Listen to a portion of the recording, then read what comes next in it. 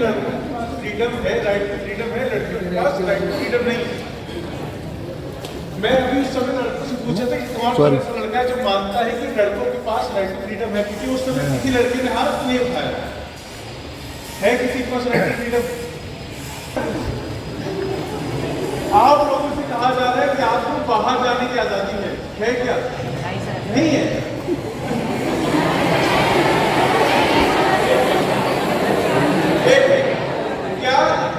क्या थोड़ी देर अगर हम रात को बाहर जाएं तो हम जा सकते हैं? नहीं।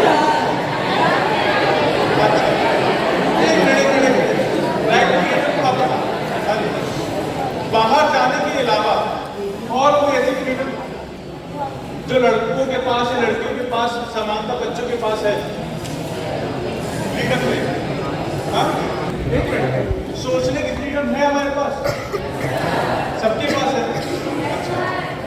एजुकेशन की हमने बात कर ली, सोचने की बात कर ली।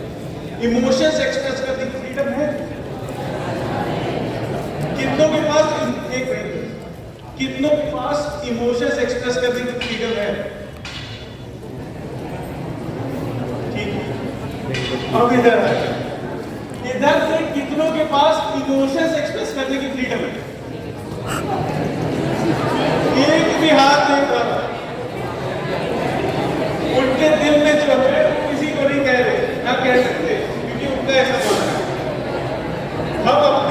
हम अपने इमोशंस को एक्सप्रेस क्यों नहीं करते? हाँ जी, हेलो, कोई बताएगा हम अपने इमोशंस को अपने तक क्यों रखते हैं? हम किसी को क्यों नहीं बताते? जब लड़कियां बता रही हैं अपने दोस्तों को हम क्या महसूस कर रहे हैं, क्या सोच रहे हैं, हमारे साथ क्या बीता है, कोई है सिर्फ दो सेकंड के लिए बोलना चाहिए, 5 सेकंड के लिए बोलना चाहिए कि क्यों नहीं कर रहे? कोई बोलेगा? वो ये भी एक्सप्रेस नहीं करना चाहते कि क्यों नहीं कर रहे। अच्छा, लड़कियां को एक्सप्रेस कर पाती हैं?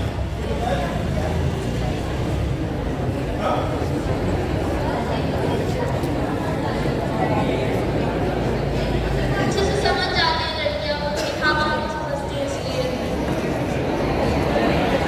लड़कियां जो है वो दूसरों के इमोशंस को समझती है, अंडरस्टैंड करती है और उनके साथ एक एवरीथिंग रोल प्ले करती है। हम लड़के ऐसा नहीं करते। हम अगर मैं बताता हूँ कि ये लड़के क्यों नहीं इमोशंस बताते, क्योंकि अगर हम किसी अपने साथी को इमोशंस बताएंगे तो हमारे साथ वो अंडरस्टैंडिंग लेवल नहीं रखेगा, वो हमारा मजाक उड़ाएगा, है ना? हम अपना मजाक उड़ाने से बचने के लिए हम अपने इमोशंस अपने तक रखते हैं, है ना?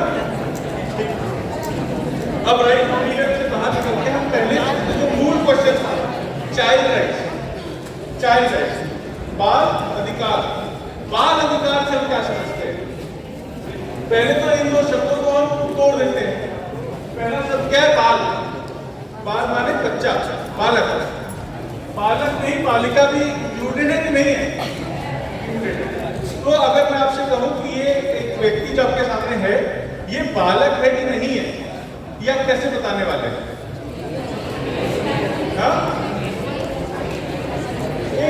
क्या 18, ये कहनी 18 से जो कम है वो बालक है या बालिका है? और भी कोई है, कोई ऐसी एज जो बताती कि बालक है? इनका कहना है कि सोचने समझने की अगर शक्ति नहीं है तो बालक है। गलत कहते हो, ठीक है, सवाल आता है। हम सब बालक की श्रेणी में आते हैं। क्या हमारे पास सोचने समझने की शक्ति नहीं है? वो कह रहे हैं, इनका कहना है कि हमारे पास उतना तजुर्बा नहीं है, उतना एक्सपीरियंस नहीं है कि हम सही डिसीजन हो सकते हैं, हम समझ भी सकते हैं, लेकिन वो जो हम कार्य कर रहे हैं वो कार्य सही होगा कि नहीं, वो तो हमें एक्सपीरियंस से पता चल सकता है। हो सकता है वो हमारे किसी बड़े का एक्सपीरियंस हो, हमारे किसी साथी का एक्सपीरियंस हो, हमें एक्सपीरियंस की हो सकता है कमी हो, सोचने समझने की कमी नहीं है, ठीक है? वापस तो बालक माने वो व्यक्ति जो 18 साल की आयु से कम है, चाहे वो आज पैदा हुआ है, ठीक है, या वो 18 साल से 1 दिन का कम है, वो सभी लोग बालक बालिका की श्रेणी में आते हैं। अब दूसरा जो शब्द था अधिकार, ये थोड़ा मसले वाली बात है। अधिकार मतलब क्या होता है? राइट, राइट माने क्या? अगर मुझे आज शाम को ये खाना है, अगर आज शाम को मान लो मुझे पिज्जा खाना है, तो क्या मेरा अधिकार है? हाँ, लेकिन आज शाम को मुझे खाना खाना है। हाँ? आज शाम को मुझे पिज्जा खाना ही मेरे अधिकार है, लेकिन क्या आज शाम को मुझे खाना खाना है ये मेरा अधिकार है? अच्छा, स्कूल की भाषा में एक और समझते हैं। अगर मैं आज स्कूल आया हूं, मैंने क्लास अटेंड करी है, तो अटेंडेंस मिलना मेरा अधिकार है कि नहीं है? कोई है तो कहता है अटेंडेंस ना मिलने चलेगा? मेरा अधिकार है। अगर मैंने क्लास अटेंड करी है, मैं स्कूल में एनरोल्ड हूं, तो अटेंडेंस मिलना मेरा अधिकार है। जो हमारे हक की बात है वो हमारे अधिकार है। अधिकारों में मानव को, इंसान को अधिकार दिए गए, जैसे जीने के अधिकार मानव दिए गए। उन अधिकारों के साथ साथ कुछ और एक्स्ट्रा अधिकार हमने बच्चों को दिए। हमने बच्चों को एक्स्ट्रा अधिकार क्यों दिए? हम बच्चों को एक्स्ट्रा अधिकार क्यों दे रहे हैं? क्या जरूरत है? जरूरत है अधिकार देने की? क्या जरूरत है? कोई बात नहीं, क्यों जरूरत है बच्चों को अधिकार? तुमको क्या लगता है? तुमको मिले ना मिले चलते कि नहीं? वो कह रहा चलेगी। क्या बोल रहे बताओ? ठीक है, बच्चों को अधिकार मिलना जरूरी है। क्यों जरूरी है?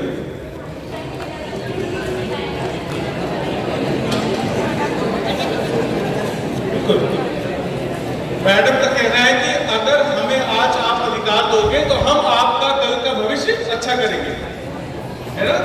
हम इंडिया का फ्यूचर बेटर करेंगे। लेकिन हमारे आज के प्रेजेंट का क्या? फ्यूचर तो बाद में देखेंगे। अभी प्रेजेंट में, प्रेजेंट की सिनेरियो में हमें अधिकार मिलना चाहिए कि नहीं मिलना चाहिए? मिलना चाहिए। क्यों मिलना चाहिए? देश के हित में तो अलग बात है, अपने लिए, हमारे हित में क्या?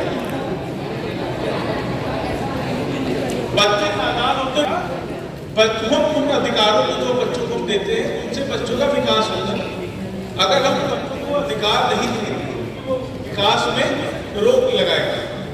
जैसे शिक्षा का अधिकार की हम बात करते हैं, हम शिक्षा बच्चों को ना दें तो बच्चा एजुकेटेड नहीं होगा। एजुकेटेड नहीं होगा तो अपने डिसीजन नहीं ले पाएगा।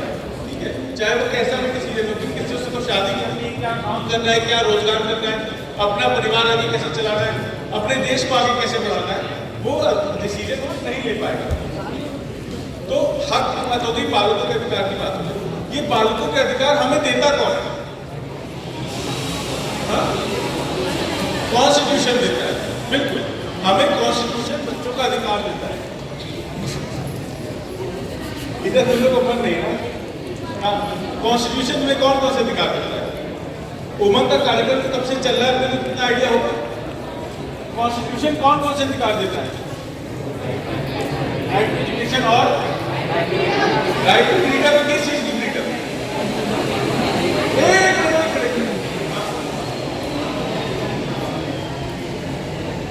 किस चीज की फ्रीडम? Fundamental right. समझते हैं, कॉन्स्टिट्यूशन हमारे देश में जो कॉन्स्टिट्यूशन बना है उसने हमें कुछ अधिकार दिए। उसके साथ साथ इंटरनेशनल लेवल पे लॉ बना जिसने हमें और अधिकार दिए। एक मिनट पहले समझते हैं, राज्य की सरकार है, राज्य की सरकार होती है जिसको हम चुनते हैं। मध्य प्रदेश की सरकार है ना, वैसे ही एक राष्ट्र की सरकार है, उसको भी हम चुनते हैं। एक राष्ट्र की सरकार है, उसके बाद एक अंतर्राष्ट्रीय सरकार है। अंतर्राष्ट्रीय सरकार को हम नहीं चुनते, हमारे देश जो है वो सब मिल करके एक अंतर्राष्ट्रीय सरकार बनाते हैं जिसको हम जनरल असेंबली कहते हैं। वो यूएन की जनरल असेंबली है। वो यूएन की जनरल असेंबली जैसे हमारे स्टेट का और हमारा पार्लियामेंट, जैसे हमारे विधायक सब मिल करके, हमारे सांसद सब मिल करके हमारे कानून बनाते हैं, वैसे यूएन की जनरल असेंबली पूरे विश्व के लिए कानून बनाती है। उन्होंने मिल करके बच्चों के लिए कानून बनाया जिसको यूएनसीआरसी कहते हैं, United Nations convention for rights of child, UNCRC. UNCRC ने कहा कि बच्चा माने वो व्यक्ति कि जो 18 साल से कम का है। और फिर बच्चों को 4 मुख्य रूप से अधिकार दिए। पहला अधिकार जीने का अधिकार, जीवन का अधिकार, राइट टू सर्वाइवल। दूसरा अधिकार उन्होंने हमें दिया राइट टू डेवलपमेंट, हमारे विकास का, ठीक है। फिर तीसरा अधिकार दिया राइट टू प्रोटेक्शन। अगर हम प्रोटेक्ट नहीं है तो क्या हमारा विकास हो सकता है? नहीं। अगर हम प्रोटेक्ट नहीं है तो क्या हमारा विकास हो सकता है? अगर हमें लगातार लगे कि कोई हमें हमारे जान के पीछे है, हमें मार रहा है या हमें शोषित कर रहा है, हमें अब्यूज कर रहा है, तो क्या हमारा विकास हो सकता है? नहीं हो सकता।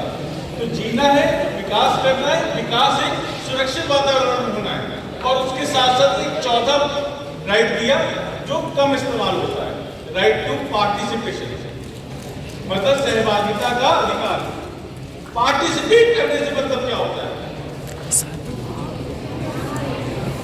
पार्टिसिपेट, जैसे मैं आपसे कुछ पूछ रहा हूं, आप मुझे उसका जवाब दे रहे, डायलॉग है, हम आपस में बातचीत कर रहे हैं, आप इस बातचीत में पार्टिसिपेट कर रहे हैं ना।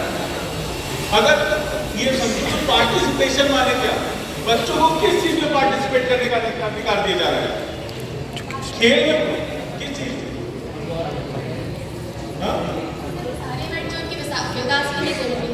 तो सारे इवेंट्स बच्चों के विकास के लिए जरूरी है, उसमें बच्चों का पार्टिसिपेशन है। कोई अगर स्कूल में डिसीजन होता है जो आप लोगों के जीवन में असर डालेगा, उसमें आपका पार्टिसिपेशन होना जरूरी है। मानते कि नहीं मानते? अगर कल से स्कूल में गेम्स पीरियड खत्म कर दिया जाए, अभी भी नहीं है, अभी भी नहीं है। अरे मैं प्रस्ताव दे रहा हूँ, अगर कल से स्कूल में गेम्स पीरियड खत्म कर दिया जाए, ये डिसीजन आपके जीवन में बदलाव डालेगा कि नहीं डालेगा? तो ऐसे डिसीजन को लेने से पहले क्या हमें बच्चों का पार्टिसिपेशन, बच्चों का माइंड जानना जरूरी है कि नहीं है? जैसे मैंने जान लिया कि कौन बच्चा है जो नहीं चाहता कि स्कूल में पीरियड खत्म, कोई ऐसा बच्चा है जो नहीं चाहता, कोई भी नहीं चाहता, सब चाहते हैं कि स्कूल में गेम्स पीरियड रहे, ठीक है। अगर हम ये कहें कि स्कूल में लंच पीरियड जो है, लंच का टाइम होता है, वो आधे घंटे या 20 मिनट से बढ़ा करके 1 घंटा कर देना चाहिए। कौन इसका देना मतलब?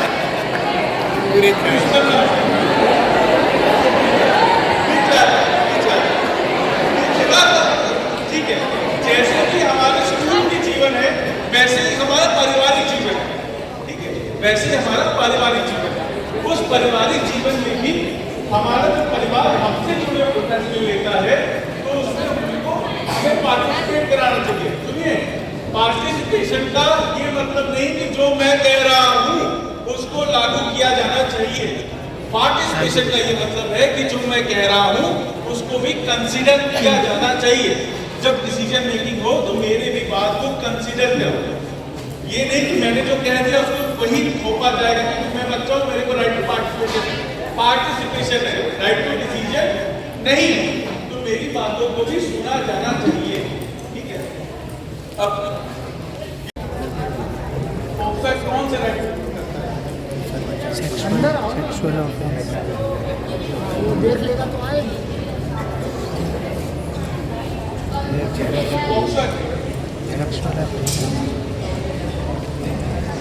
सेक्सुअल ऑफेंस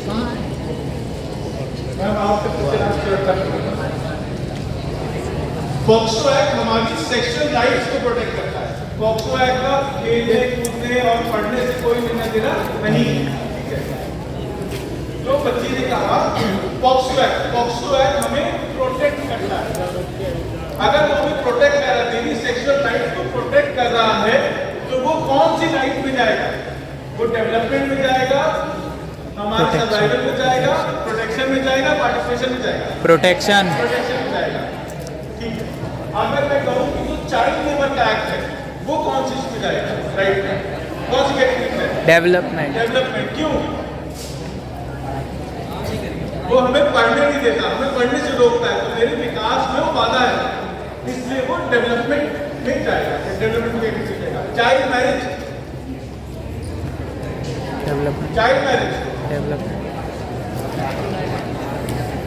अच्छा, एक का कहना है कि राइट टू पार्टिसिपेशन वो रोकता है, नहीं, बिल्कुल रोकता है, बिल्कुल रोकता है। और भी कैटेगरी डेवलपमेंट और प्रोटेक्शन नहीं, प्रोटेक्शन।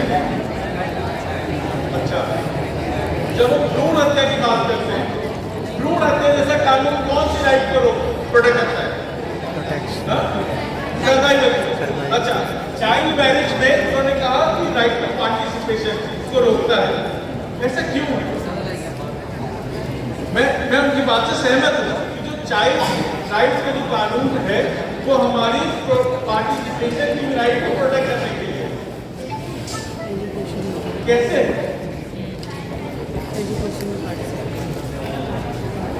बिल्कुल, चाइल्ड मैरिज फोर्सफुल है, उसमें मेरा अगर बच्चा हूं तो मेरा डिसीजन नहीं माना जाता। उसमें जो परिवार ने मेरे लिए समझा है मुझे उस घर में शादी कर दी जाएगी, तो मेरा उसमें पार्टिसिपेशन या डिसीजन नहीं माना गया, तो मेरे राइट टू पार्टिसिपेशन को भी रोका गया। अच्छा, चाइल्ड मैरिज सही नहीं गलत है? क्यों गलत है? एक मिनट, किसने बड़ों की शादी करनी है? किसी ने शादी करनी है? किसने बड़ों की शादी करनी है?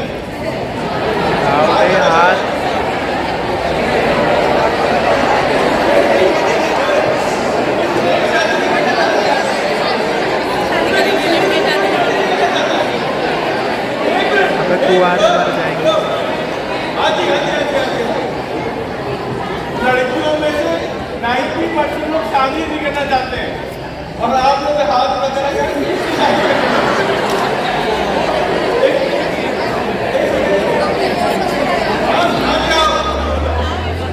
हम शादी क्यों नहीं करना चाहते? हमें क्या लगता है शादी करने से क्या होगा? एक मिनट, आपसे पूछूंगा। हाँ, पीछे हम शादी क्यों नहीं करना चाहते?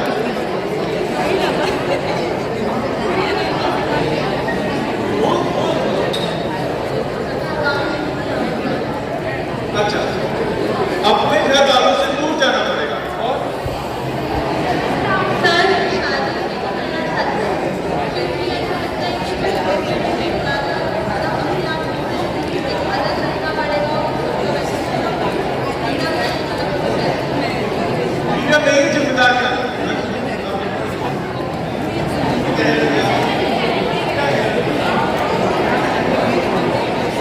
खुश नहीं रह पाए,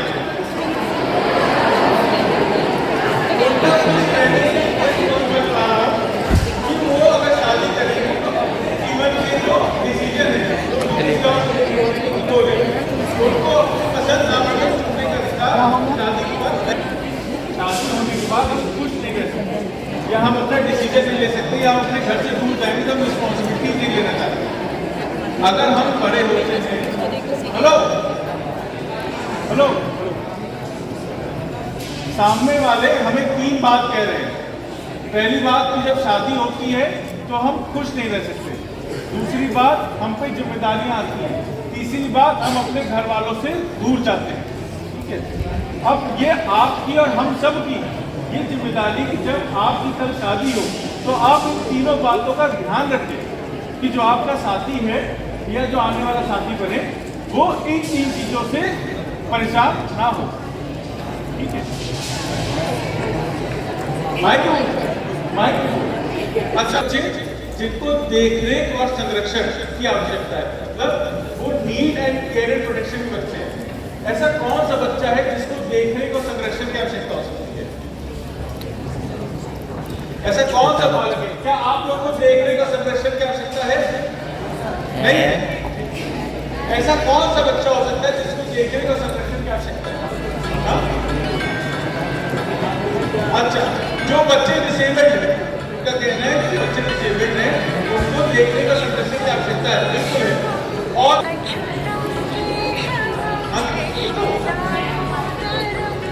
अच्छा, 5 ईयर वालों को देखरेख और संरक्षण की आवश्यकता है। हाँ, बिल्कुल, ये जितने भी डिसेबिलिटी कैटेगरीज है वो डिसेबिलिटी के अंदर आते हैं। ठीक है, इनके अलावा आगे बढ़ते हैं। स्पेशल चाइल्ड भी डिसेबल्ड चाइल्ड में ही आ जाएंगे, चिल्ड्रन में डिसेबिलिटी। जब हम इन बच्चों को एड्रेस करते हैं, हेलो, हाँ जी, करते हैं तो हम कभी उनको स्पेशल चाइल्ड कहते हैं, स्पेशली एबल्ड चाइल्ड कहते हैं या डिसेबल्ड चाइल्ड कहते हैं। इनको अब एड्रेस करने का मैंने बहुत बाद में सीखा, इनको एड्रेस करने का तरीका सीखा है चिल्ड्रन या चाइल्ड विद डिसेबिलिटी। मतलब जब हम डिसेबल्ड चाइल्ड कहते हैं तो हम पहले उसकी डिसेबिलिटी को एड्रेस कर रहे हैं, बाद में बच्चे को कर रहे हैं, ठीक है। हम उसको स्पेशल चाइल्ड कह रहे हैं तो हम उसे स्पेशल चीजों की एक्सपेक्टेशन कर रहे हैं। वो एक बच्चा है, ठीक है, इसलिए वो चाइल्ड है विद डिसेबिलिटी। तो पहले हमें उसको ऐसा इंसान, ऐसा बच्चा देखना है कि वो बच्चा है और फिर वो साथ में उसके साथ कुछ डिसेबिलिटीज हैं। इसलिए वो व्यक्ति है पर्सन विद डिसेबिलिटीज, बच्चा है तो चिल्ड्रन विद डिसेबिलिटीज, बस, ठीक है। हाँ, इसके अलावा कौन देखने का संरक्षण की आवश्यकता वाला बच्चा है? छोटा बच्चा। जी, हाँ हाँ, अच्छा, children must suffering from property, ठीक है। और हेलो, पीछे पीछे हमने कई बार खबर में पढ़ा है कि कोई माँ बाप आए अपने बच्चे को छोड़ के चले गए, जिसको हम अबैंडन कहते हैं। हम 3 बच्चों की बात करते हैं, एक होगा ऑर्फन जिनके माँ बाप नहीं है, एक अबैंडन जिनको माँ बाप छोड़ गए, और एक सरेंडर जिनको किसी लीगल बॉडी के सामने छोड़ दिया गया। हम इनको को-एयर कहते हैं बच्चों को। ये बस परिवार नहीं है, कोई बच्चा बाहर में फंसा हुआ है, वो देखने का संरक्षण की आवश्यकता वाला है। तो बच्चा किसी दंगे में फंसा हुआ है, वो देखने का संरक्षण की आवश्यकता वाला है। किसी बच्चे में कोई अपराध हुआ है, अगर किसी बच्चे में कोई अपराध हुआ है तो क्या वो देखने का संरक्षण की आवश्यकता वाला बालक है? ठीक है। तो ये बच्चों में देखने का और संरक्षण की आवश्यकता वाला है। दूसरी कैटेगरी है, इसको ध्यान से सुनना, दूसरी कैटेगरी है वो बच्चे जिनके कोई अपराध होगा, वो अपराधी बच्चे नहीं है, उनसे कोई अपराध हो गया, जाने अनजाने में वो कोई क्रिमिनल ऑफेंस करते हैं, वो कोई ऑफेंस में पार्टिसिपेट करते हैं किसी के साथ, उनको हम कहते हैं child in conflict with law, मतलब विधि से संरक्षण वाला बालक, जिस बच्चे से अपराध हुआ है। और तीसरा वो कैटेगरी बच्चे जो कॉन्टैक्ट लॉ का मतलब क्या होता है? वो बच्चा या किसी केस में विटनेस है या वो बच्चा जिसके ऊपर कोई अपराध हुआ है। अपराधों की श्रेणी भी एक्ट बताता है, मैं 2 4 आपको बताने चाहूँगा। अच्छा, हमने देखने संरक्षण की बात कर ली, पहले मैं इसकी बात कर लेता हूँ। तो ऐसे बच्चे जिनके साथ जो कोई अपराध करते हैं, वो बच्चे खुद कोई अपराध घटित करते हैं। अगर कोई बच्चा अपराध घटित करता है तो क्या उसको हमें शिक्षा से निकाल देना चाहिए? या उसने एक अपराध घटित किया, अगर वो बच्चा अपराध घटित करता है तो क्या उसको जीवन समाप्त कर देना चाहिए? उस बच्चे को जेल में डाल देना चाहिए? उसको दोबारा जीवन शुरू करने के लिए अपॉर्चुनिटी नहीं देनी चाहिए? देनी चाहिए। देनी चाहिए। यही सब बात कानून कहता है। अच्छा, एक चीज और कहता है कि अगर कोई बच्चा अपराध करता है तो क्या हम उसका नाम लिख करके न्यूज़पेपर में बता दें? तो हम उसकी राइट, उसकी जो आइडेंटिटी है उसको कॉन्फिडेंशियल रखेंगे, प्राइवेट रखेंगे। अगर आपको भी लगता है कि किसी न्यूज़पेपर में ऐसी कोई बात निकलती है जहाँ पर बच्चे की आइडेंटिटी उजागर होती है, जैसे रमेश 16 वर्षीय बालक है, उसे चोरी की, ऐसे केस, ऐसी जो खबर आती है न्यूज़पेपर में वो गलत है।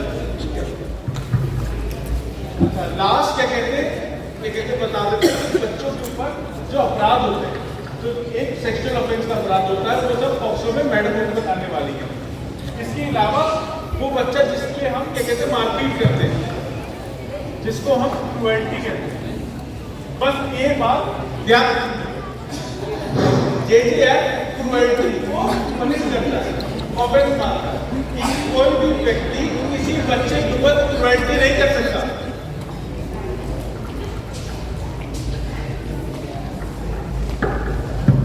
हेलो, ये बेटे, कोई भी व्यक्ति बच्चों के ऊपर क्रूरता नहीं कर सकता, क्रूरता नहीं कर सकता। ये क्रूरता को हम 2 हिस्से बांटते हैं, एक फिजिकल और एक मेंटल, ठीक है।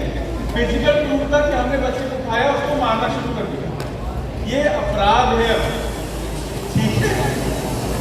हम बच्चे, ये अपराध की श्रेणी में आता है। दूसरा, आप समझ के आप किस तरह सोच रहे हैं, सब टीचरों को देख रहे हो, ठीक है। दूसरा, मानसिक क्रूरता, कि अगर हम किसी को मेंटली परेशान करें, टॉर्चर करें, इसका पीछा करते रहे, उसकी बनावट देते रहे, उसको स्कूल से निकाल दें, वो उसके मानसिक तौर पर उसको परेशान करेगा कि नहीं करेगा? ये एक्टिविटी क्रूरता के अंदर आता है, ये भी ऑफेंस है। हम किसी बच्चे के साथ ऐसा नहीं कर सकते, बड़े भी नहीं, बच्चे भी आपस में ये नहीं कर सकते। कोई अगर बच्चा आता है, उसने कोई गलती करी, हम उसके पाल बोल दिए, उसको गंजा कर दिया। अगर हमने बच्चे को सजा देने के लिए उसके बाल उतार दिए, तो उसको गंजा कर दिया, क्यों? इसमें बच्चे को दर्द तो नहीं हुआ, ये फिजिकल एक्ट नहीं था। लेकिन अगर किसी बच्चे को हम क्लास के सामने गंजा कर दे, तो उसको यहाँ चोट लगी कि नहीं लगी? वो क्या शाम को रात जब अकेले बैठेगा, क्या वो सोच पाएगा ढंग से? और कितने समय तक वो एक्ट उसको परेशान करेगा? क्या वो अपने दोस्तों के सामने वापस कभी जा पाएगा? तो हमने उसको फिजिकली चोट ना दे करके यहाँ चोट दे। अगर हम किसी बच्चे के कपड़े उतरवा दें, तो वो यहाँ चोट देने वाली बात है। तो शारीरिक चोट और मानसिक चोट, इन दोनों चोटों को जैसे एक्ट प्रोटेक्ट करता है, ठीक है। अब उस अगर कोई ऐसी घटना होगी तो जाना कहाँ है? तो एक चाइल्ड हेल्पलाइन है, सबको पता है कि नहीं? 1098 सबसे आसान है। 1098 कहीं तो पुलिस फोन करो, 1 मिनट। और बाकी इस संस्था से, हेलो, जिस संस्था से मैम लोग आए हैं, अगर आप उस संस्था को भी विरोध करोगे तो आपके सारे काम, ठीक है, अगर करें। अगला सेशन मैम का है।